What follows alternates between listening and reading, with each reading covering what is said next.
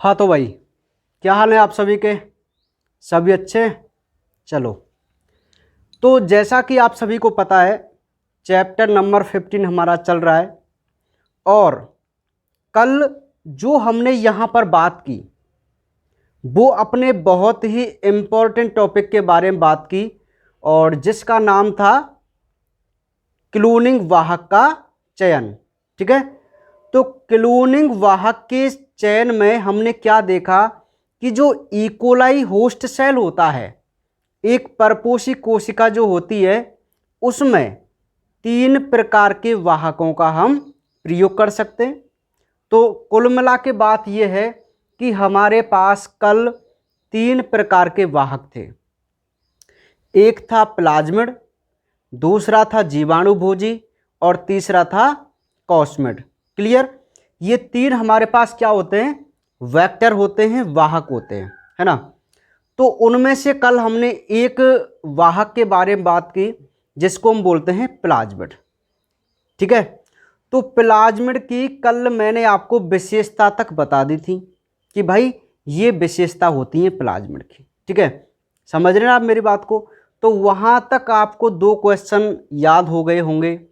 एक क्वेश्चन कि क्लोनिंग वाहक में कौन कौन सी विशेषताएं होनी चाहिए, पहला क्वेश्चन।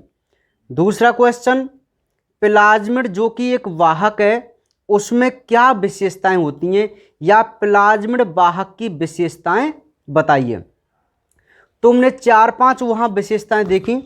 एक मैं आपको बता दूं कि कल एक जो लाइन थी स्टार्टिंग वाली, वहां थोड़ी वो मिस्टेक हो गई थी पहली लाइन में। वो मैं अतिरिक्त गुणसूत्र कह रहा था, वो क्या है?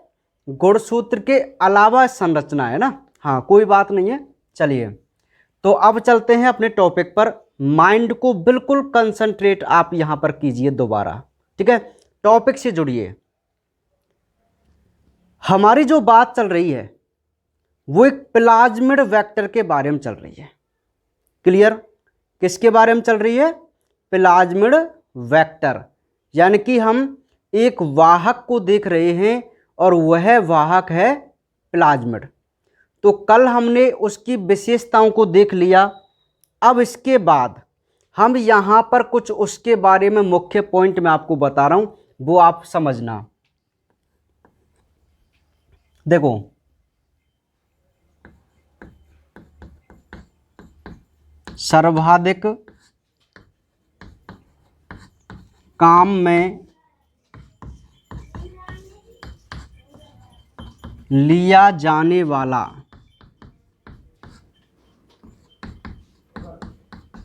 प्लाज्मिड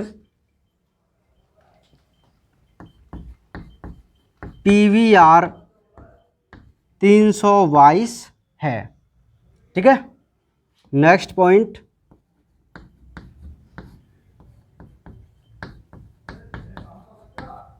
इस प्लाज्मिड में 2 चिह्नित स्थल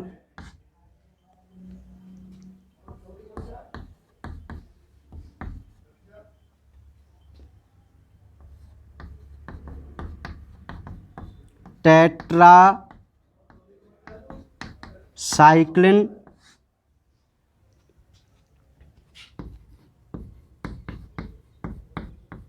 प्रतिरोधी व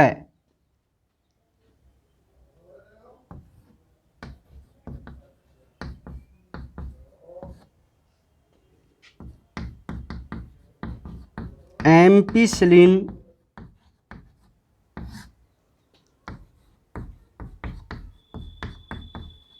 प्रतिरोधी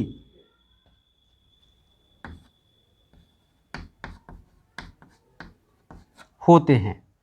ठीक है, तो ये जो मैंने आपको पॉइंट लिखे हैं ये बहुत ही इंपॉर्टेंट पॉइंट है। ठीक है, दिख रहा है आपको? क्लियर है ना? कोई दिक्कत नहीं है। आज काफ़ी दिनों में क्या है, चौक का प्रयोग कर रहे हैं ना, इसलिए ना। चलो कोई बात नहीं। देखिए भाई, तो ये जो पॉइंट है वो क्या कहता है कि सबसे ज़्यादा जो प्लाज्मिड वाहक के रूप में काम लिया जाता है उस वाहक का नाम है PVR 322। क्या है, इसको याद रखना आप इसको, ये 1 नंबर का क्वेश्चन है कि सर्वाधिक काम में लिया जाने वाला प्लाज्मिड वाहक कौन सा है, तो वो स्पेशल वाहक है PVR 322। ठीक है, अब इसकी फुल फॉर्म क्या होती है, तो P का मतलब होता है प्लाज्मिड, मैं यहीं पर आपको बता रहा हूं। ठीक है, P का मतलब है प्लाज्मिड, B का मतलब है बॉलीवर, और R का मतलब है रॉड्रिग्यूज या रॉड्रिगेज हम इसको बोल सकते हैं। ये बॉलीवर और रॉड्रिग्यूज ये दोनों साइंटिस्ट थे, वैज्ञानिक थे, और इन दोनों वैज्ञानिकों ने इस एक वाहक की खोज की, प्लाज्मिड वाहक की। ठीक है, तो इसलिए इसका जो नाम है वो रखा गया PVR 322। क्या रखा गया, PVR 322। ठीक है, प्लाज्मिड, बॉलीवर, रॉड्रिग्यूज, रॉड्रिग्यूज बोलते हैं पर मैंने यहाँ रॉड्रिगेज लिख दिया है, कोई दिक्कत वाली बात नहीं है। ठीक है, तो ये PVR 322 का क्या है, फुल नेम होता है, पूरा नेम होता है। ठीक है, समझ में आ गई आपको बात, पहला पॉइंट समझ में आ गया कि सर्वाधिक काम में लिया जाने वाला प्लाज्मिड कौन सा है, PVR 322 है। अब ये जो मैंने दूसरा पॉइंट लिखा है ये भी अपने आप में 1 नंबर का क्वेश्चन है। ठीक है, कितने नंबर का क्वेश्चन है, 1 नंबर का क्वेश्चन है, और वो आपसे ये पूछ लेगा कि PVR 322 में, बात को समझो, PVR 322 में पाए जाने वाले 2 चिन्हित स्थलों के नाम बताओ। हाँ, PVR 322 में पाए जाने वाले 2 चिन्हित स्थलों यानी कि मार्कर साइट, इनका इंग्लिश नाम क्या होता है, मार्कर साइट होता है। तो आप वो भी शब्द याद रखो, मार्कर साइट के नाम से भी वो आपसे क्वेश्चन पूछ सकता है। ठीक है, तो इसमें 2 चिन्हित स्थल हैं, वो कौन कौन से हैं, बहुत अच्छी तरीके से आपको याद रखना है। देखो, R का मतलब है यहां पर रेजिस्टेंस यानी कि प्रतिरोधी। क्या होता है प्रतिरोधी, मतलब उसके अगेंस्ट काम करे या उससे वो प्रभावित नहीं हो। मेरी बात समझ में आ रही है? एक बात देखो, ये जो टेट्रासाइक्लिन और एम्पिसिलिन जो आप शब्द देख रहे हैं, टेट्रासाइक्लिन और एम्पिसिलिन जो आप 2 शब्द देख रहे हैं, ये दोनों एक एंटीबायोटिक औषधियां होती हैं। ध्यान से समझो आप मेरी बात को, ये टेट्रासाइक्लिन प्रतिरोधी और एम्पिसिलिन प्रतिरोधी जो कि PVR 322 में पाए जाने वाले 2 मार्कर साइट हैं, ये क्या होते हैं भाई, कि ये जो प्लाज्मिड है इसको हमने कहाँ से निकाला है, ई कोलाई जीवाणु से। बात को मेरी जरा ध्यान से एक बात समझो भी। अच्छा, एंटीबायोटिक का क्या मतलब होता है, ऐसी औषधि जो किसी भी जीवाणु को मारने का काम करे। हम जब बीमार होते हैं तो हम एंटीबायोटिक दवाई लेते हैं ना, क्यों लेते हैं, क्योंकि हमारे अंदर जो डिजीज हुई है जीवाणु की वजह से, वह औषधि उस जीवाणु को क्या कर देती है, नष्ट कर देती है, और हम क्या हो जाते हैं, सही हो जाते हैं। तो उसको हम बोलते हैं क्या, एंटीबायोटिक। क्या बोलते हैं उसको हम, एंटीबायोटिक बोलते हैं। ठीक है, लेकिन ई कोलाई जीवाणु, मैं आपको पहले ही बता चुका हूं कि हम ई कोलाई जीवाणु के अंदर से ही इस प्लाज्मिड को निकालते हैं। बताओ, मैं आपको बता दिया ना बात, जो प्लाज्मिड वाहक है उसको आपने कहां से एक्सट्रैक्ट किया है, ई कोलाई जीवाणु से, है ना। तो ये क्या है, ये एक प्रकार का DNA तो था प्लाज्मिड, और DNA के जो फ्रेगमेंट होते हैं उनको आप क्या कहते हैं, जीन कहते हैं। और जीन का काम क्या होता है कि उस जीव के लिए कोई विशिष्ट प्रोटीन का निर्माण करना। समझ में आ गई बात। तो ये जो प्लाज्मिड है जो कि ई कोलाई का एक एक्स्ट्रा DNA है, उसके जीन उस जीवाणु के लिए कुछ ऐसे पदार्थ बनाते हैं जो उस जीवाणु को टेट्रासाइक्लिन और एम्पिसिलिन दवाई के प्रति प्रतिरोधी बनाते हैं। अर्थात यदि आप इकोलाई जीवाणु को एम्पिसिलिन देते हैं तो वह जीवाणु नहीं मरेगा। समझ रहे? टेट्रासाइक्लिन औषधि देते हैं तो वह जीवाणु नहीं मरेगा। क्यों नहीं मर रहा इकोलाई इसके अंदर? क्योंकि भाई इसके पास जो प्लाज्मिड था उस पर 2 चिन्हित स्थल हैं और वो हैं टेट्रासाइक्लिन आर और एम्पिसिलिन आर। ठीक है, तो आइए देखते हैं कि इनका क्या योगदान होता है। अर्थात मैं आपको एक पॉइंट बताया था पहले, यदि आपको याद हो। क्या पॉइंट बताया था? कि मार्कर साइट रूपांतरित कोशिकाओं के पहचानने में मदद करते हैं। अब मैं इस बात को एक्सप्लेन मैं कर रहा हूं एक एक्सपेरिमेंट के द्वारा कि आखिर वैज्ञानिकों ने किस प्रकार अपने प्रयोग किए होंगे और अपनी रूपांतरित कोशिका का चयन किया होगा।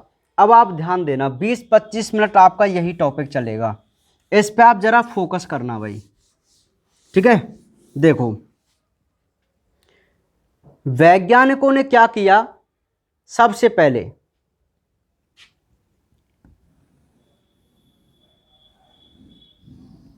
ये इकोलाई जीवाणु है,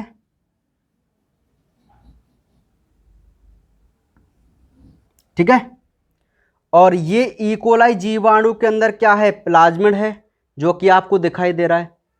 तो हमने क्या किया, किसी भी प्रकार से अपने इस प्लाज्मिड को बाहर निकाल लिया, है ना। इस जो ये एक्स्ट्रा डीएनए है इकोलाई के अंदर, इसको हमने क्या कर लिया? बाहर निकाल लिया।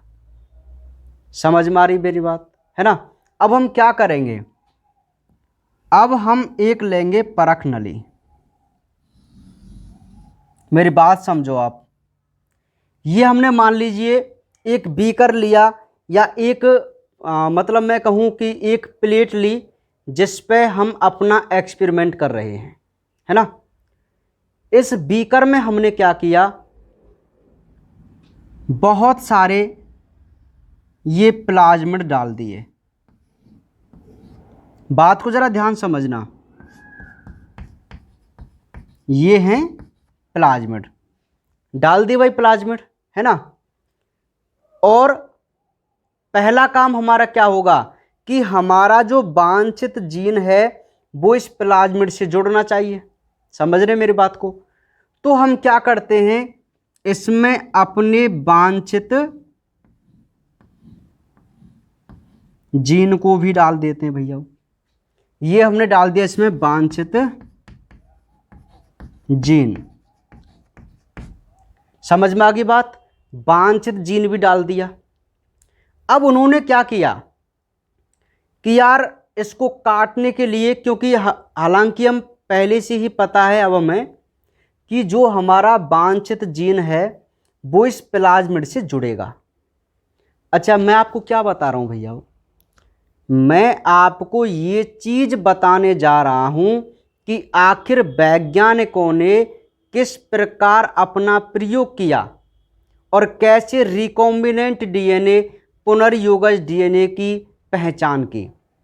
जो पुनर्योगज डीएनए बन जाता है ना, उसी को हम रूपांतरित कोशिका बोलते हैं। रूपांतरित कोशिका का मतलब ऐसी कोई कोशिका जो बदल गई हो, है ना। समझ रहे हैं आप मेरी बात को? तो उसी चीज़ को मैं आपकी पुष्टि कर रहा हूँ और उसी से आपको समझ में आएगा कि ये मार्कर साइट क्या काम आते हैं। अभी आप माइंड को ध्यान लगाइए, देखिए। तो सबसे पहले वैज्ञानिकों ने क्या किया कि इकोलाई जीवाणु से अपने प्लाज्मिड को निकाल लिया, ठीक है भाई। अपने वांछित जीन को भी आइसोलेट कर लिया, है ना। अब इन्होंने क्या किया कि प्लाज्मिड को और वांछित जीन को एक प्लेट में डाला, ठीक है, इस प्रकार डाल दिया। और इसको काटने के लिए प्लाज्मिड को, क्योंकि आपको पता है ना प्लाज्मिड कटेगा तभी हमारा वांछित जीन उससे जुड़ेगा और हमारा रिकॉम्बिनेंट डीएनए बनेगा। यही होता है ना। तो उन्होंने क्या किया, इसमें कुछ रेस्ट्रिक्शन एंजाइम डाले। क्या डाले? Restriction enzyme. और दोनों को जोड़ने के लिए एक एंजाइम काम में लेते हैं हम, और वो एंजाइम होता है लाइगेज। देखो, रेस्ट्रिक्शन एंजाइम का काम होता है काटने का और लाइगेज एंजाइम का काम होता है जोड़ने का। ये बात समझ में आ गई आपको? ये सारी चीजें हमने एक प्लेट में डाली। तो रेस्ट्रिक्शन एंजाइम क्या करेगा, अपने स्वभाव के अनुसार ये प्लाज्मिड को काटेगा। क्लियर है बात, है ना? ये जो रेस्ट्रिक्शन एंजाइम है वो प्लाज्मिड को काटेगा, है ना? अब जब ये प्लाज्मिड को काटेगा तो भाई एक बात आप मुझे बताओ, क्या 100% सभी प्लाज्मिड कटेंगी? ये तो बात फिक्स नहीं है ना। मेरी बात आप समझो। मान लीजिए हमने 4 प्लाज्मिड डाली, 4 वांछित जीन डाले या जो भी है ना, वो डाले।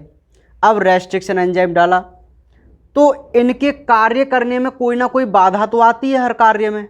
ऐसा तो है नहीं कि कोई भी प्रैक्टिकल या एक्सपेरिमेंट 100% बिल्कुल सटीक हो, है ना? ये तो आप जानते हैं। अब हमें क्या पता कि कौन सी प्लाज्मिड कटी, कौन सी नहीं कटी? बताओ, वो दिखाई तो नहीं देती ना, समझ रहे ना? लेकिन इतना तो आपको पता है कि रेस्ट्रिक्शन एंजाइम यदि हमने डाला है तो कुछ प्लाज्मिड यहाँ पे कटी होंगी, है ना? 100% तो हम नहीं बोलेंगे, लेकिन कुछ कटी होंगी और हमारा जो जीन है वो उनसे जुड़ा भी होगा। सही है बात? अब देखो, तो यहाँ पे क्या प्रोबेबिलिटी होती है, क्या संभावनाएं होती हैं कि मान लीजिए 2 ऐसी प्लाज्मिड थी जिनको रेस्ट्रिक्शन एंजाइम नहीं काट पाया, और 2 ऐसी प्लाज्मिड थी जो कट गई और उनमें हमारा वांछित जीन भी जुड़ गया। अब आपको धीरे धीरे बात समझ में आ रही है, ठीक है? तो ये घटना होगी ना इसमें, लेकिन हमें नहीं पता है कि कितनी प्लाज्मिड कटी, कितनी नहीं कटी, ठीक है? तो इतना काम तो हो जाएगा, ये हमको पता है कि भाई कुछ प्लाज्मिड ऐसी होंगी जिनमें हमारे जो वांछित जीन है वो जुड़ गया होगा, और कुछ ऐसी भी होंगी जिनमें वांछित जीन नहीं जुड़ा होगा। ऐसा ही होगा। अब हम क्या करते हैं आगे? अब हम ये करते हैं कि अब हम इसमें, अब देखो, ये वैसे तो ये रिकॉम्बिनेंट डीएनए बन गया, पुनर्युगज डीएनए बन गया, है ना? अब हम क्या करते हैं, अपने इकोलाई को इसके अंदर डालते हैं, इकोलाई को। अब कौन से इकोलाई को डालते हैं? उस इकोलाई को डालते हैं जिसके अंदर प्लाज्मिड नहीं हो। समझ रहे हैं आप मेरी बात को? तो जब आप इसमें बहुत सारे इकोलाई जीवाणु डालते हैं, अब आप और माइंड को यहां पर लगाइए, सुनिए। अभी जब आपने और इकोलाई को यहां पर डाला तो भाई स्वभाव के अनुसार जो प्लाज्मिड है, क्योंकि ये वाहक है और इसकी ये विशेषता है कि ये किसी भी परपोषी कोशिका में आसानी से प्रवेश कर सकता है और उससे निकल भी सकता है। समझ में आ गई बात? तो ये जो प्लाज्मिड हैं, अब हमें नहीं पता कितनी प्लाज्मिड बदली हुई हैं और कितनी नहीं बदली हुई। जब हमने यहाँ पर इकोलाई जीवाणु को डाला तो ये प्लाज्मिड इनके अंदर प्रवेश करेंगी, है ना? अब इसकी भी 3 संभावनाएं बनती हैं। अब 3 संभावना कैसे बनती हैं वो भी देखो, सुनिए। अब यहाँ पे हो सकता है किसी इकोलाई जीवाणु के अंदर एक भी प्लाज्मिड ने प्रवेश नहीं किया हो। बताओ, हो सकता है नहीं हो सकता? ऐसा बिल्कुल होगा ना। अरे कोई ऐसा कारण हुआ कि हमने बहुत सारे इकोलाई वहाँ पे डाले, बहुत सारी हमारी वहाँ पे प्लाज्मिड थी।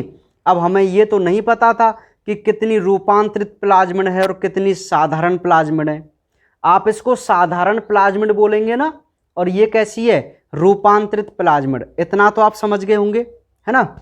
अब वैज्ञानिकों ने क्या किया, इकोलाई जीवाणु को डाला, क्योंकि जो गुणन आपको कराना है वो तो इकोलाई में ही कराना है ना। ये तो पुनर्योगज डीएनए बन गया, यूँ मानो आप। अब पुनर्योगज डीएनए या क्लोनिंग वाहक का आप निवेशन कराएंगे, है ना। तो देखो 3 कंडीशन यहां पर बनती हैं। एक तो ऐसे इकोलाई होंगे जिनके अंदर किसी भी जीव प्लाज्मिड ने प्रवेश नहीं किया होगा, क्लियर। दूसरा, ऐसा इकोलाई हो सकता है जिसके अंदर हमारे काम के प्लाज्मिड ने, और हमारा काम का प्लाज्मिड कौन सा है, जो रूपांतरित प्लाज्मिड है, उसने इसमें प्रवेश किया होगा, ठीक है। और तीसरा, ऐसा इकोलाई की कॉलोनी बनेगी जिसमें प्लाज्मिड ने तो प्रवेश किया है, लेकिन कौन से ने, साधारण प्लाज्मिड ने। आप मुझे बताओ चौथी कोई कंडीशन आप बना सकते हैं क्या यहाँ पे? चौथी कोई कंडीशन यहाँ पे बन सकती है क्या? नहीं बन सकती, ठीक है। यही 3 कंडीशन बनेंगी ना। अरे भाई वैज्ञानिक बिल्कुल इसी प्रकार एक्सपेरिमेंट किया था वैज्ञानिकों ने, ठीक है। अब हमको भी तो ऐसे ही पता चल रहा है ना कि बिल्कुल ऐसे ही हुआ होगा, है ना। अब ये घटनाएं होती हैं। अब एक बात आप मुझे बताओ, हमें कौन से इकोलाई की जरूरत है, कौन सा इकोलाई हमें चाहिए? हमें वह इकोलाई चाहिए जिसके अंदर रूपांतरित प्लाज्मिड हो, क्योंकि और तो हमारे कोई काम के ही नहीं है। अब ये रूपांतरित इकोलाई को हम आइडेंटिफाई कैसे करें? मेरी बात समझ में आ रही है? इस रूपांतरित इकोलाई को हम कैसे पहचानें और केवल उसी को सेलेक्ट कैसे करें? इसीलिए मार्कर साइट काम आते हैं, चिन्हित स्थल। अब देखो कैसे काम आते हैं, अब आपको बात समझ में आएगी। देखो साधारण प्लाज्मिड में आपने क्या देखा कि उसमें 2 चिन्हित स्थल होते हैं, एक एम्पिसिलिन प्रतिरोधी और एक टेट्रासाइक्लिन प्रतिरोधी होते हैं। तो उन्हीं मार्कर साइट का प्रयोग कर हम अपने रूपांतरित या अपने काम के इकोलाई को कैसे पहचानेंगे, वो आप बात देखिए। अब सुनिए, अब वैज्ञानिकों को कुछ नहीं पता था कि कौन सा हमारे काम का इकोलाई है, लेकिन उनको ये जरूर पता था कि इस प्रकार की घटनाएं वहां पर उत्पन्न हुई होंगी। बिल्कुल ऐसे ही हुई होंगी ना। किसी में साधारण प्लाज्मिड ने प्रवेश किया होगा, किसी में रूपांतरित ने, और किसी में कुछ ने भी नहीं किया होगा। बस यही 3 कंडीशन तो बन सकती हैं। अब इन्होंने क्या किया, चलो अब अपने काम के डीएनए को पहचानते हैं या काम के इकोलाई को, ठीक है। चलिए, तो इन्होंने अब क्या किया, अब एक ली संवर्धन प्लेट, एक प्लेट ली, और इस प्लेट में इन्होंने इन सभी बैक्टीरिया सभी को यहां पर डाल दिया, तीनों प्रकार के। बात आप मेरी बात को ध्यान समझो भाई।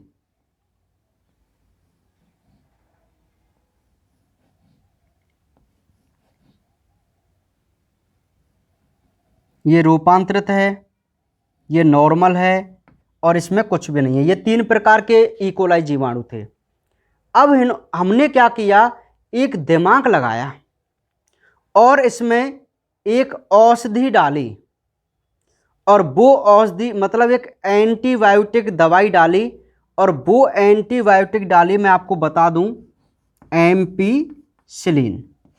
बहुत अच्छी तरीके से अब आप अपने दिमाग को लगाओ। हमने क्या किया कि जो हमारे ये तीनों बैक्टीरिया थे इकोलाई, जिनकी ये कंडीशन आएगी सामने हमारे, तो हमने क्या किया, एक एम्पिसिलिन का घोल लिया और उस एम्पिसिलिन के घोल को इस प्लेट में डाला, जिस प्लेट में हमारे इकोलाई जीवाणु थे, है ना। तो एक बात आप मुझे बताओ, एम्पिसिलिन तो एक एंटीबायोटिक दवाई है जिसका काम जीवाणु को मारने का होता है ना। अब ये इकोलाई भी कौन है, एक जीवाणु है, तो एम्पिसिलिन की वजह से ये मर सकता है, ये बिल्कुल सत्य है। है ना। अब देखो, अब एक बात आप मुझे बताओ कि यदि हम तीनों प्रकार के इस इकोलाई जीवाणु को एम्पिसिलिन के घोल में डालें तो कौन सा जीवाणु मरेगा? कौन सा जीवाणु मरेगा? नहीं बता पाए आप, है ना, नहीं बता पाए। चलो देखो फिर, दिमाग लगाओ। ये जो प्लाज्मिड थी इकोलाई की, उसके अंदर दो चिन्हित स्थल थे, एक टेट्रासाइक्लिन और एक एम्पिसिलिन प्रतिरोधी। मतलब क्या उसका कि प्लाज्मिड इकोलाई के लिए ऐसे दो रसायन बनाता है जिनकी वजह से इकोलाई एम्पिसिलिन और टेट्रासाइक्लिन एंटीबायोटिक दवाई में नहीं मरता है, नहीं मरता है, क्योंकि प्रतिरोधी हम बात कह के चल रहे हैं, है ना। तो एक देखो, एक वह इकोलाई जिसके अंदर कोई भी प्लाज्मिड नहीं है, कोई भी प्लाज्मिड।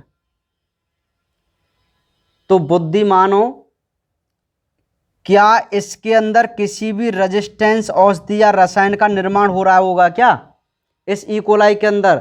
अरे भाई, इस इकोलाई के अंदर कोई भी प्लाज्मिड नहीं है, और यदि इसमें प्लाज्मिड नहीं है ना, तो इसमें किसी भी प्रकार का एम्पिसिलिन प्रतिरोधी और टेट्रासाइक्लिन प्रतिरोधी रसायन नहीं बनेगा। समझ में आ गई बात? तो ये इकोलाई जीवाणु जिसके अंदर किसी भी प्लाज्मिड ने प्रवेश नहीं किया होगा, वो अपने आप नष्ट हो जाएगा।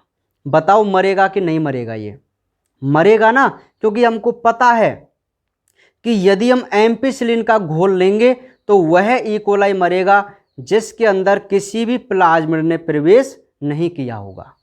ठीक है, समझ रहे हैं?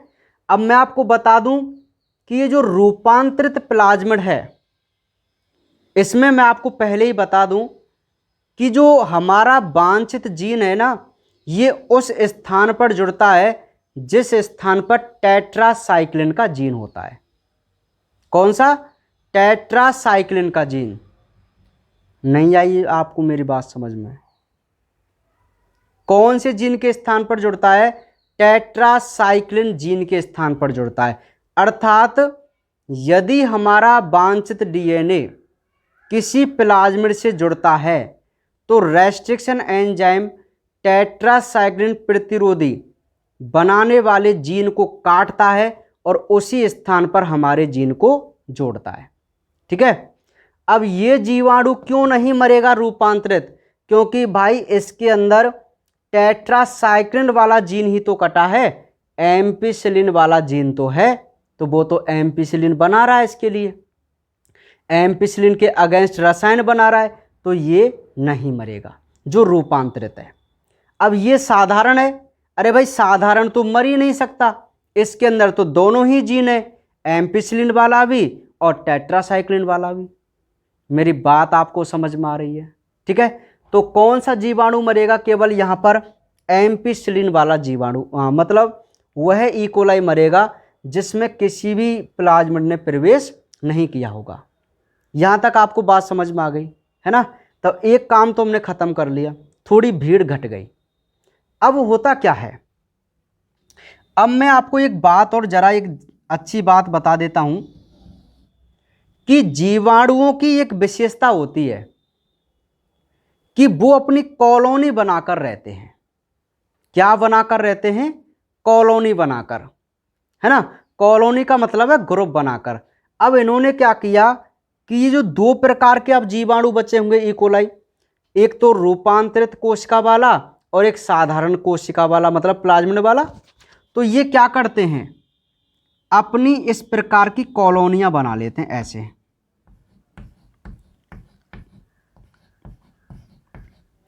ऐसे ये ग्रुप में एकत्रित हो गए भैया, इस प्रकार।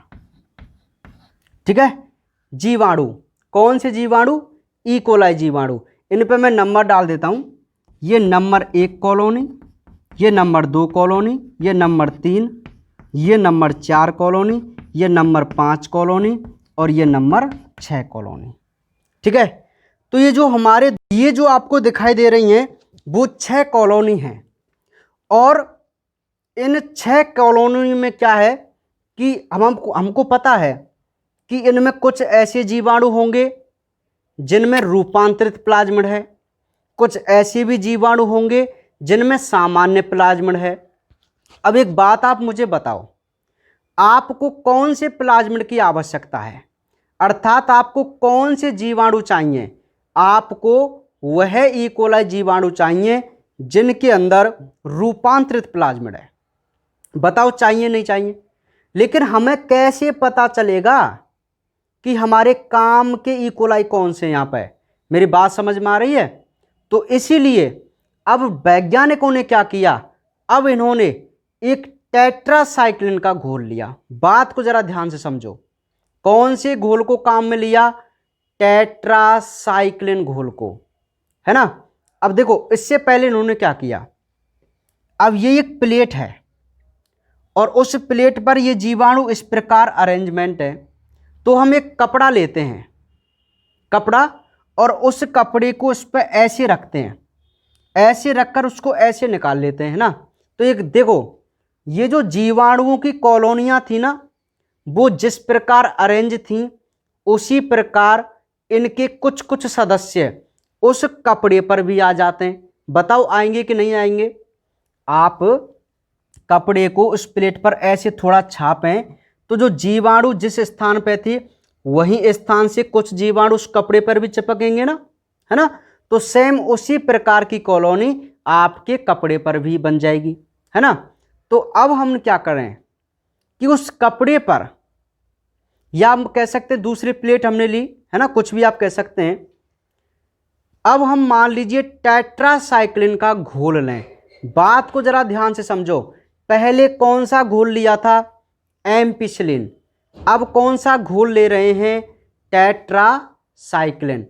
अब दिमाग लगाओ, यदि आप टेट्रासाइक्लिन का घोल ले रहे हैं, यदि आप टेट्रासाइक्लिन का घोल ले रहे हैं और उस घोल में आप इन जीवाणु को डाल रहे हैं, तो कौन सा जीवाणु मरेगा और कौन सा जीवाणु बचेगा? क्योंकि आपके पास दो ही जीवाणु हैं, दो ही प्रकार के, मतलब, है ना। तो हमें पता है यार टेट्रासाइक्लिन का घोल है तो इसमें तो वो जीवाणु मरेगा जिसके अंदर टेट्रासाइक्लिन को बनाने वाला जीन नहीं है। मेरी बात समझ में आ रही है? यार सर गलत बता रहे हैं। सर ने तो ये कहा था कि भाई हम अपने वांछित जीन को टेट्रासाइक्लिन वाले जीन को हटाकर जोड़ते हैं, और सर तो भाई टेट्रासाइक्लिन ले रहे हैं। तो ये तो आप सर अपने काम के ही जीवाणुओं को मारने की बात कर रहे हैं। मेरी बात समझ में आ रही है? हाँ, तो भाई हम बिल्कुल अपने काम के जीवाणु को यहां पर थोड़ा सा मारेंगे। क्यों? क्यों भैया?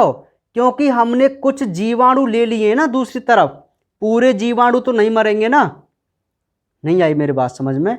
हमने इस कॉलोनियों में से कुछ जीवाणु बिल्कुल एज इट इज दूसरी तरफ रख दिए थे, कुछ कुछ सदस्य इनके। अब हमने एम्पिसिलिन तो ले लिया, यदि हम इसमें एम्पिसिलिन डालें दोबारा, तो आप बताइए मुझे, क्या दोनों जीवाणुओं में से कोई सा जीवाणु मरेगा क्या? अरे भाई पहले ही नहीं मरे थे तो अब क्यों मरेंगे? समझ रहे ना आप मेरी बात को? तो अब आपको कौन सा घोल लेना पड़ेगा? टेट्रासाइक्लिन का। ठीक है, तो टेट्रासाइक्लिन का घोल हमने लिया, बात समझो। तो मान लीजिए दूसरे नंबर की कॉलोनी, चौथे नंबर की कॉलोनी और छठवें नंबर की कॉलोनी। मेरी बात आपको समझ में आ रही है? दूसरे नंबर की कॉलोनी, चौथे नंबर की कॉलोनी और छठवें नंबर की कॉलोनी गायब हो गई। बात को जरा ध्यान से समझो, यही लास्ट पॉइंट चल रहा है कि जब हमने इसको टेट्रासाइक्लिन के घोल में डाला तो दूसरे, चौथे और छठवें नंबर की जो कॉलोनी थी वो हमारे उस कपड़े से क्या हो गई? गायब हो गई। तो दिमाग की बत्ती जली आपकी क्या? अब वैज्ञानिकों को पता चल गया कि टेट्रासाइक्लिन के घोल में वह जीवाणु मरेगा जो हमारे काम का जीवाणु था। क्यों? क्योंकि हमारा जो रूपांतरित प्लाज्मिड होता है वह टेट्रासाइक्लिन प्रतिरोधी बनाने वाले जीन को नहीं रखता। ठीक है, तो ये मरे कहाँ पर, जो हमने इसके कुछ कुछ सदस्य लिए थे, तो मैं पहचान हो गई कि सेकंड नंबर की कॉलोनी, चौथे नंबर की कॉलोनी और छठवें नंबर की जो कॉलोनी है ना जीवाणुओं की, बस यही हमारे काम की कॉलोनी है। समझ में आ गई बात? तो हम क्या करेंगे, बस इन्हीं कॉलोनी को अब अपनी पुरानी प्लेट से आप निकाल सकते हैं। मेरी बात समझ में आई कि नहीं आई? तो आप बताइए मुझे, आपने रूपांतरित कोशिकाओं को पहचाना कि नहीं पहचाना, और वो भी किसकी मदद से, मार्कर साइट की मदद से। किसकी मदद से? मार्कर साइट की मदद से। अरे भक्तजनों, यदि एम्पिसिलिन और टेट्रासाइक्लिन दो चिन्हित स्थल यदि नहीं हो प्लाज्मिड पर, तो आप अपनी रूपांतरित कोशिका को पहचान पाते क्या? नहीं पहचान पाते। तो मेरी बात समझ में आ गई आपको कि आखिर मार्कर साइट किस प्रकार रूपांतरित कोशिकाओं को पहचानने में सहायता करते हैं। क्लियर है? तो ये पूरा एक फंडा था इसकी नॉलेज का। हालांकि बोर्ड एग्जाम में इसका कोई लेना देना नहीं है, आपसे नहीं पूछा जाएगा, लेकिन विदाउट इस नॉलेज के आप बायोटेक्नोलॉजी में अधूरे हैं। ठीक है, तो अब आपको पता चल गया ना कि आखिर वैज्ञानिकों ने अपने इस एक्सपेरिमेंट को, जेनेटिक इंजीनियरिंग को किस प्रकार कंप्लीट किया होगा। तो बिल्कुल इसी प्रकार किया था। समझ में आ गई बात, है ना? हमारे पास लाइन एक थी कि चिन्हित स्थल रूपांतरित कोशिकाओं को पहचानने में मदद करते हैं। अरे रटने को तो रट लेते हैं सभी बच्चे, ऐसी कोई बात नहीं है, लेकिन समझाने के लिए बहुत दिमाग की आवश्यकता होती है। क्लियर? चलिए, तो आपको ये बात समझ में आ गई, पूरा फंडा आपको क्लियर हो गया कि आखिर वैज्ञानिकों ने किस प्रकार चिन्हित स्थलों की मदद से रूपांतरित कोशिकाओं को पहचाना होगा। तो ये सिस्टम होता है भाई, है ना? बहुत टाइम लगा होगा इसमें, कितना टाइम हो गया? हाँ, काफ़ी टाइम लग गया, लगभग 25 मिनट तो हो ही गए ना। तो मैं आपको बताया था कि लगभग 20-25 मिनट का ये टॉपिक है ना? बिल्कुल एग्जैक्ट टाइम लगता है, बिल्कुल, है ना? जितना हमने बता दिया उतना ही लगेगा। समझ रहे ना? बोल, चलिए भाई। तो क्लियर, आपको बात समझ में आ गई कि भाई आखिर किस प्रकार मार्कर साइट मदद करती हैं रूपांतरित कोशिकाओं को पहचानने में। तो आप मुझे बताइए, क्या दिक्कत है आपको प्लाज्मिड के दो चिन्हित स्थल एम्पिसिलिन प्रतिरोधी और टेट्रासाइक्लिन प्रतिरोधी को याद रखने में? समझ में आ गई, है ना? तो अब आपको प्लाज्मिड की थोड़ी सी बात क्लियर है ना, कि भाई क्या है प्लाज्मिड, और इस प्लाज्मिड में कैसे होते हैं चिन्हित स्थल। ठीक है, चलिए अब नेक्स्ट, इसी में ये तो प्लाज्मिड के भी, प्लाज्मिड कंप्लीट नहीं हुआ है अभी, प्लाज्मिड में और बहुत सारे क्वेश्चन हैं। ठीक है, हाँ, तो अब हम देखते हैं PVR 322 का नामांकित चित्र, जिसके भी बहुत संभावनाएं होती हैं क्वेश्चन में आने की। देखो NCERT सिलेबस में ये बहुत इंपॉर्टेंट चैप्टर रहा है। ठीक है, तो वहाँ बहुत ये सारे क्वेश्चन पूछे जा चुके हैं। तो PVR 322 जिसको मुख्य रूप से वाहक के रूप में काम लेते हैं, उसका डायग्राम कैसे बनाया जाता है, वो चित्र भी आपसे पूछा जाता है। तो आप बनाकर एक बार समझ लो कैसे बनाना है आपको, बहुत ही सिंपल है। ठीक है, इस प्रकार की राउंड संरचना तो हम बना ही देंगे, है ना भाई? कोई दिक्कत नहीं है। चलिए, तो इसका नाम है PVR 322। अब मैं आपको एक बात बता देता हूं कि PVR 322 जो होता है, जो कि एक गुणसूत्र के अतिरिक्त पाए जाने वाला DNA है ई कोलाई जीवाणु के अंदर। अब इसमें बहुत सारे स्थान होते हैं और सबसे जरूरी है इसमें दो मार्कर साइट का होना, कुछ रेस्ट्रिक्शन एंजाइम का होना, और एक ऐसा स्थान होना जहां से ये अपना रेप्लिकेशन स्टार्ट कर सके। ये तीन चीज़ों का आपको ध्यान रखना आवश्यक है।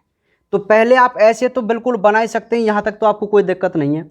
अब आपको इस साइड में क्या करना है, यहाँ पर थोड़ा सा ऐसे स्थान लगा के, और इसको मैं एक छोटा सा चौक लेता हूँ,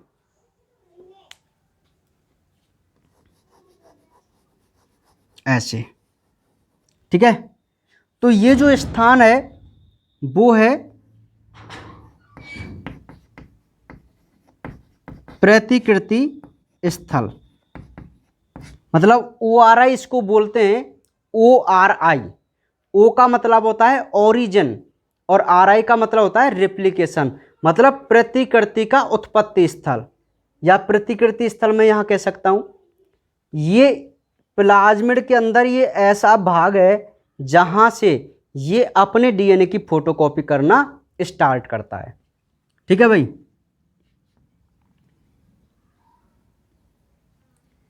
ये जो पार्ट है यहां तक, ये वाला पार्ट,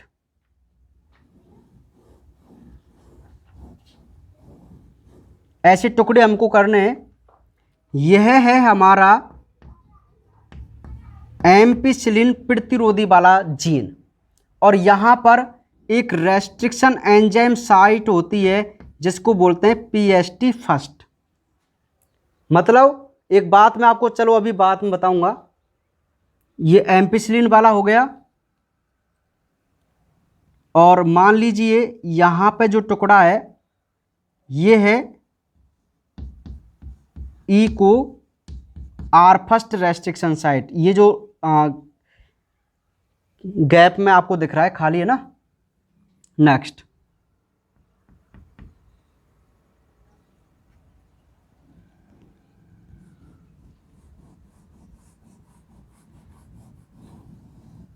ये जो है वो है टेट्रासाइक्लिन प्रतिरोधी वाला जीन, और यहां पर दो रेस्ट्रिक्शन साइट होती हैं। एक होता है VAMH फर्स्ट, ठीक है, और एक है S सेकंड। ज़्यादा आपको दिमाग नहीं लगाना है इनमें। और एक ये जो है वो है PVU सेकंड, ठीक है। समझ में आ गई बात। तो ये जो आपको दिखाई दे रहा है वह हमारा एक नामांकित चित्र है PVR 322 का। PVR 322 का यह एक नामांकित चित्र आपको दिखाई दे रहा है जिसके बोर्ड एग्जाम में बहुत ज़्यादा चांस हैं पूछने के। तो इसको बनाने में कुछ नहीं है, बिल्कुल एक राउंड शेप में आप डबल लेयर का एक गोला खींचेंगे और अपने कुछ नाम याद रखेंगे। सबसे पहले इधर आप प्रतिकृति स्थल लिखेंगे, इधर हमारा PST फर्स्ट। अच्छा देखो, आउटर साइड में जो आपको ये दिखाई दे रहा है ना, PST first, eco R first, BAMH first, S second, PU second या थर्ड, ये सभी रेस्ट्रिक्शन एंजाइम हैं, प्रतिबंध एंजाइम हैं। और ये जिस जिस स्थान पर है ना, देखो मैं आपको एक बात बता दूं। मान लीजिए आपको यहां से यहां वाले स्थान को काटना है, ये टुकड़ा हटाना है, तो आप पता है क्या करेंगे, आप BAMH फर्स्ट या S सेकंड प्रतिबंध एंजाइम को ही काम में लेंगे, ठीक है। या हम यहाँ पे इको आर फर्स्ट एंजाइम को भी काम ले लेते हैं। अर्थात डायग्राम में जिस स्थान पर जो आपको रेस्ट्रिक्शन एंजाइम दिख रहा है, इतना समझ लीजिए कि यदि आपको उस स्थान को काटना है तो आप उसी रेस्ट्रिक्शन एंजाइम को काम में लेंगे, ठीक है। तो मोस्टली हम इको आर फर्स्ट एंजाइम को यहाँ पे काम लेते हैं, टेट्रासाइक्लिन को काटने वाले जीन को। हम पता है क्या करते हैं, अपने टेट्रासाइक्लिन वाले जीन को यहाँ से यहाँ तक हटा देते हैं, ठीक है, हट गया। और जो हमारा वांछित जीन है ना, वो इसी स्थान पर इससे जुड़ता है, तब बनता है रिकॉम्बिनेंट DNA। समझ रहे ना। अब इसमें मान लीजिए ये दो जीन है, ये एम्पिसिलिन वाला है, ये टेट्रासाइक्लिन वाला है। अरे भाई ये तो पूरा DNA ही तो है, तो ये हमने इसके खंड भी तो बना दिए, तो हर खंड इसका एक जीन है। तो ये वाला जीन इसके लिए क्या करता था, एक ऐसा रसायन बनाता था जो टेट्रासाइक्लिन के प्रतिरोधी होता था। ये जीन ऐसा रसायन बनाता था जो एम्पिसिलिन के प्रतिरोधी होता था। समझ में आ गई बात, है ना। तो यही तो है इसके दो मार्कर साइट। और बताओ, इन्हीं चिन्हित स्थलों की वजह से तो हम अपने बदले हुई कोशिका यानी कि रूपांतरित कोशिका को पहचान पाए थे, है ना। देखो एक बार सुनो, यहां से आपको और अच्छा समझ में आएगा। मान लीजिए इसको हमने हटा दिया और अपना वांछित जीन यहां पर जुड़ गया, है ना। अब इसमें एक बात बताओ, देखो पहले है ये सामान्य प्लाज्मिड, तो अब इसमें तो दोनों ही रसायन बन रहे हैं जो ना तो एम्पिसिलिन में मरने देंगे इसको, ना ही टेट्रासाइक्लिन में, है ना। यदि हम इस खंड को हटा दें और इसे एम्पिसिलिन में डालें तो कोई इफेक्ट पड़ेगा क्या इस पर? नहीं। क्यों? क्योंकि आप इसे एम्पिसिलिन में डाल रहे हैं और एम्पिसिलिन बनाने वाला जीन इसमें है, ठीक है। और लेकिन यदि आप इसको टेट्रासाइक्लिन में डालेंगे तो भाई ये मरेगा। क्यों? आपका जो वांछित जीन था वो टेट्रासाइक्लिन रेजिस्टेंस के जीन को हटाकर जोड़ा था, ठीक है। तो इसीलिए हम मार्कर साइट की वजह से अपने रूपांतरित कोशिका को पहचान सकते हैं। तो आपको कोई दिक्कत भाई यहाँ तक बायोटेक्नोलॉजी बहुत ही सिंपल सी लग रही होगी अब आपको बायोटेक्नोलॉजी। किसी को टिपिकल लगे तो भाई बता दिया करो, है ना, समझ रहे ना। चलो, तो ये PBR 322 का चित्र है, इसको आप ढंग से बनाना सीख जाना क्योंकि बहुत इंपॉर्टेंट चित्र है। समझ में आ गई बात। चलिए अब लास्ट पॉइंट आपका इस प्लाज्मिड में रह गया है, इसको भी हम कंप्लीट कर लेते हैं। टाइम के हिसाब से मैं चलूँगा, उसी हिसाब से आपको बताऊँगा। हाँ, अभी टाइम है 5-6 मिनट का, कर लेते हैं। तो नेक्स्ट देखो, एक डायग्राम हमें बनाना है और वो डायग्राम बहुत इंपॉर्टेंट है। और वो डायग्राम क्या कहता है कि आप इकोआरफस्ट एंजाइम की सहायता से, इकोआरफस्ट एंजाइम की सहायता से एक पुनर्योगज DNA के निर्माण का आरेख बनाओ। केवल आरेख वो हमसे पूछता है, थ्योरी नहीं पूछेगा। तो देखो सबसे पहले हम क्या करते हैं, हमारे पास यह एक प्लाज्मिड है जिसको हम PBR 322 बोलेंगे, ठीक है भाई। ये प्लाज्मिड है। इस प्लाज्मिड को सबसे पहले हम क्या करते हैं, इकोआरफस्ट एंजाइम की सहायता से इसे रेखिक क्रम में ला देते हैं।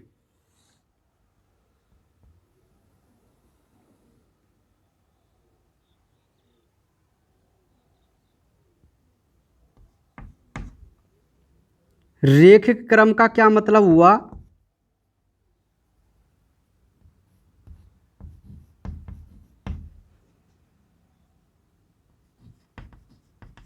ऐसे मान लीजिए ये इकोआरफस्ट एंजाइम था जिसने इस प्लाज्मिड को काट दिया। ये पहले गोल था ना, जब ये मान लीजिए यहां से ऐसे कट गया तो अब इसको ऐसे रेखिक कर सकते हैं ना सीधा, तो ये रेखिक कंडीशन में आ गया, है ना। अब इस रेखिक कंडीशन में क्या है, हम अपने वांछित जीन को जो कि ऑलरेडी रेखिक होता है और उसको जब इससे जोड़ देते हैं ना, अब जो हमारा वांछित जीन होगा वो भी उस समय इसी प्रकार काटना पड़ेगा। तो देखो उसके काटने के लिए हमें क्या है, जैसे ऊपर के इसमें क्षार हैं, नीचे का नहीं है क्षार, है ना। तो हम क्या करते हैं, मान लीजिए इधर से जोड़ते हैं तो हमारा जो रेखिक है वो इस प्रकार बनता है,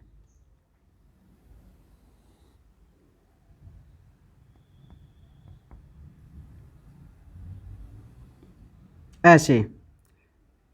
तो जैसे ये AA T है तो यहां पर TTA होगा, ठीक है, TTA।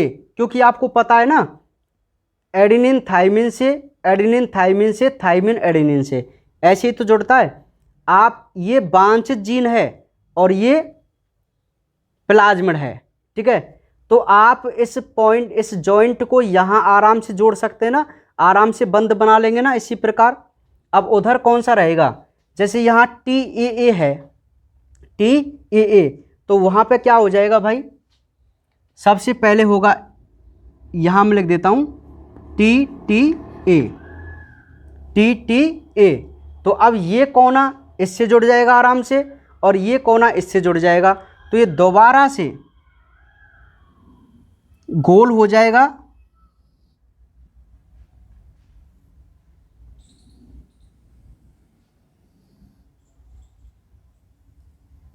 इस प्रकार मैं इसको बना देता हूं। समझ में आ गई बात। अब ये जो बना है वो क्या है, एक रिकॉम्बिनेंट डीएनए है। कौन है, एक रिकॉम्बिनेंट डीएनए, पुनर्योगज डीएनए। तो आपको बात समझ में आई कि नहीं आई? आप बुक में या उसमें देख लेना इस डायग्राम को, या मैं इसको जैसे आपकी बुक में क्या किया हुआ है, या तो मैंने इसको ऐसे बना दिया है ना, या आप इसको ऐसे भी बना सकते हैं, मतलब इस प्रकार, है ना। तो ये हमारा वांछित जीन है, ये हमारा प्लाज्मिड था। तो अब ये क्या बन गया, रिकॉम्बिनेंट डीएनए बन गया। तो आप इसके बहुत अच्छे चित्र को देखने के लिए, बिल्कुल ये तो मैंने समझने के लिए आपको बनाया है, आप पीडीएफ में या बुक में इसके डायग्राम को देखना, आपको सारी चीज़ उसमें समझ में आ जाएगी। एक बार फिर देखो, मैं आपको क्या बता रहा हूं कि आप इकोआरफस्ट एंजाइम की सहायता से पुनर्योगज प्लाज्मिड के निर्माण का आरेख बताओ। केवल आरेख आपसे पूछता है कि आप ऐसा आरेख बनाइए जिसमें पुनर्योगज डीएनए या पुनर्योगज प्लाज्मिड का निर्माण हो रहा है ना। तो देखो, हमारे पास पहले ये सामान्य प्लाज्मिड है। सबसे पहले हम इकोआरफस्ट एंजाइम को लेते हैं और उस एंजाइम की सहायता से हम इसके दो सिरों को काट देते हैं और उसे रेखिक क्रम में ले आते हैं, एक स्ट्रेट लाइन में। तो एक स्ट्रेट हो गया। अब हमारा जो वांछित जीन है उसको भी हम उसी प्रकार से काट देते हैं इकोआरफस्ट से, क्योंकि हमें पता है इकोआरफस्ट डीएनए को विशिष्ट स्थल से ही काटेगा, क्योंकि वो प्रतिबंध एंजाइम है। तो देखो, बिल्कुल विशिष्ट स्थलों से ये कट रहे हैं। जैसे TAA ऊपर के हैं तो इधर ATT होगा, है ना, ऐसे। समझ रहे आप मेरी बात को? तो ये दोनों कर दिए। अब लाइगेज, हाँ, एक एंजाइम होता है, मैं इसको बोल सकता हूं लाइगेशन, आपको बुक में लिखा हुआ मिल जाएगा। ये प्रक्रिया लाइगेशन के द्वारा इस प्रकार एक रिकॉम्बिनेंट डीएनए या रिकॉम्बिनेंट प्लाज्मिड का क्या कर देती है, निर्माण कर देती है। ठीक है भाई। तो आज आपका एक वेक्टर कंप्लीट है, और जिसको बोलेंगे प्लाज्मिड वेक्टर। कौन सा वेक्टर, प्लाज्मिड वेक्टर। तो भाई आपको प्लाज्मिड वाहक के बारे में बात समझ में आ गई। तो कितने सारे क्वेश्चन यहां इस टॉपिक से बनते हैं, है ना। पहला क्वेश्चन, प्लाज्मिड क्या है ना। तो जीवाणु का एक्स्ट्रा जो गुणसूत्र के एक्स्ट्रा जो होता है उसे हम प्लाज्मिड बोलते हैं। किसने खोज की, लीडरबर्ग ने खोज की, है ना। कौन सा प्लाज्मिड सबसे ज्यादा काम में लिया जाता है, PBr 322 लिया जाता है। इसके दो चिन्हित स्थल कौन कौन से हैं, टेट्रासाइक्लिन-R और एम्पिसिलिन-R। इसकी क्या विशेषताएं, 4-5 विशेषताएं बताइए इसकी। समझ में आ गई बात। PBr 322 का चित्र बनाओ, चित्र बना के देखना। इकोआरफस्ट एंजाइम का प्रयोग करके इसका आरेख बनाओ। तो ये हो गया। तो इतने सारे क्वेश्चन हमारे प्लाज्मिड वेक्टर से बनते हैं। क्लियर। तो आपको कोई दिक्कत यहां तक नहीं होनी चाहिए। तो बाकी बातें हम करेंगे कल, ठीक है।